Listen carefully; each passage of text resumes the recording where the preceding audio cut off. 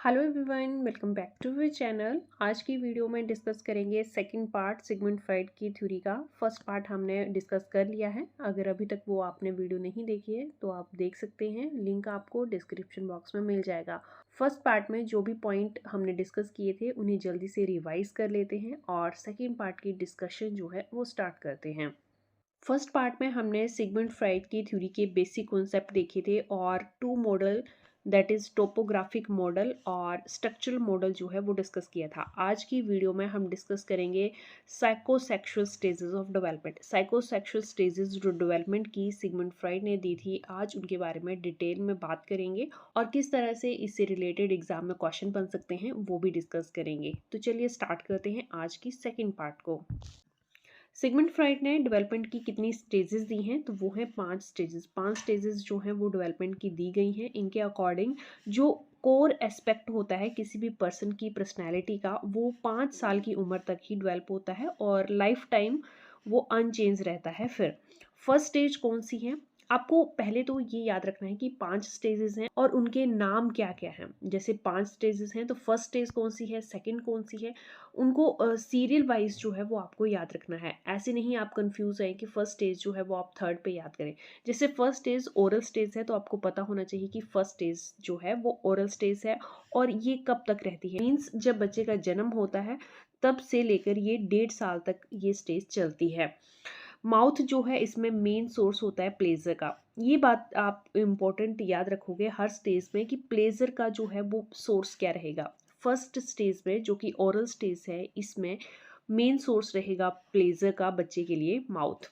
बच्चा जो है वो डिपेंड होता है पूरी तरह से अपने केयर गिवर के लिए, स्पेशली अपनी माँ पे डिपेंड होता है बच्चा इस स्टेज में। सेकेंड स्टेज है एनल स्टेज और ये 1.5 साल से लेकर 3 साल तक रहती है। इस स्टेज में बच्चा जो है प्लेजर फील करता है through their bowel and bladder movements. इस स्टेज में फर्स्ट टाइम बच्चा जो है सोसाइटी से डिमांड फेस करता है। यहाँ पे सोसाइटी जो है बच्चे से डिमांड करना स्टार्ट कर देती है कि किस तरह से उसे सोसाइटी में बिहेव करना है और किस तरह से उसे रहना है। यहाँ पे फर्स्ट टाइम जो है बच्चा फेस करता है डिमांड। तो ये स्टेज आपको याद रखनी है। क्वेश्चन एग्जाम में इस तरह से भी पूछा जा सकता है कि कौन सी स्टेज में बच्चा जो है सोसाइटी से फर्स्ट टाइम डिमांड फेस करता है। चलिए नेक्स्ट स्टेज देखते हैं। नेक्स्ट स्टेज है फैलिक स्टेज जो कि 3 साल से लेकर 5 साल तक होती है। इस स्टेज में जेनिटल जो है वो इरोजन रीजन जो है बन जाता है बच्चे के लिए और बच्चा चाहे जान के या अनजाने में अपने जेनिटल्स को टच करता है टू फील द प्लेजर। तो हर स्टेज में आपको यही याद रखना है कि बच्चे का प्लेजर मूवमेंट जो है वो रीजन है वो क्या रहेगा। In this stage they understand difference between male and female. बच्चे को यहाँ पे पता चलता है मेल और फीमेल में क्या फ़र्क होता है। तो कौन सी स्टेज है, थर्ड स्टेज है और ये होती है बच्चे में 3 साल से 5 साल तक। नेक्स्ट जो टू टर्म्स इस स्टेज में इंपॉर्टेंट हैं वो याद आपको रखनी है, Oedipus complex and Electra complex. Oedipus complex में आपको यही बात याद रखनी है कि कौन सा बच्चा जो है मेल या फीमेल कौन इसको एक्सपीरियंस करता है। तो एडिपस कॉम्प्लेक्स जो है वो मेल चाइल्ड एक्सपीरियंस करता है, जबकि इलेक्ट्रा कॉम्प्लेक्स जो है वो फीमेल चाइल्ड एक्सपीरियंस करता है। क्या ये कॉम्प्लेक्स है? जिस तरह से अगर बात करें एपिडेक्स कॉम्प्लेक्स की जो कि मेल चाइल्ड में होता है, तो ऑपोजिट सेक्स पेरेंट्स से ये अटैच होते हैं। जैसे कि मेल की बात करें तो मेल जो है वो अपनी मदर के साथ अटैच होगा और अपने फादर से जो है वो जेलस फील करेगा।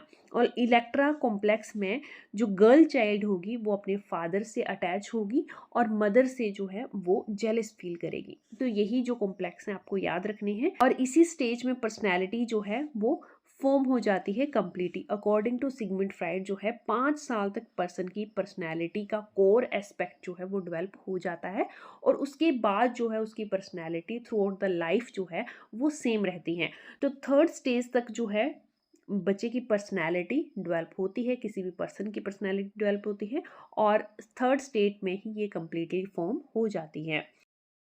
फोर्थ स्टेज है लेटेंसी स्टेज जो कि 6 से 12 साल तक रहती है और इस स्टेज में बच्चे की एनर्जी जो है उसकी एजुकेशन, स्पोर्ट्स और सोशल एक्टिविटी की तरफ जो है वो डाइवर्ट हो जाती है। बच्चे में बहुत ही कम या फिर कोई भी इंटरेस्ट नहीं रहता अपने ऑपोजिट जेंडर में। लास्ट एंड फिफ्थ स्टेज है जेनिटल स्टेज, जो कि 13 साल से एडल्टहुड तक रहती है।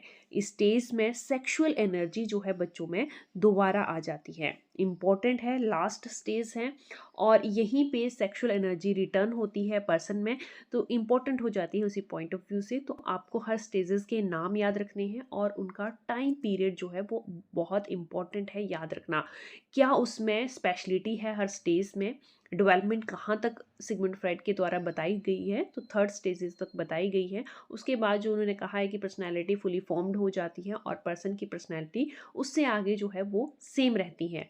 यहीं पे डेवलपमेंट की स्टेजेस जो हैं जो सिगमंड फ्राइड ने दी थी वो कंप्लीट होती हैं। नेक्स्ट वीडियो में हम डिफेंस मैकेनिज्म के बारे में बात करेंगे और एग्जाम्पल्स के थ्रू जो है उनको समझने की कोशिश करेंगे। तो आज की वीडियो यहीं पे क्लोज करते हैं। आई होप वीडियो आपके लिए हेल्पफुल हो। Thanks for watching.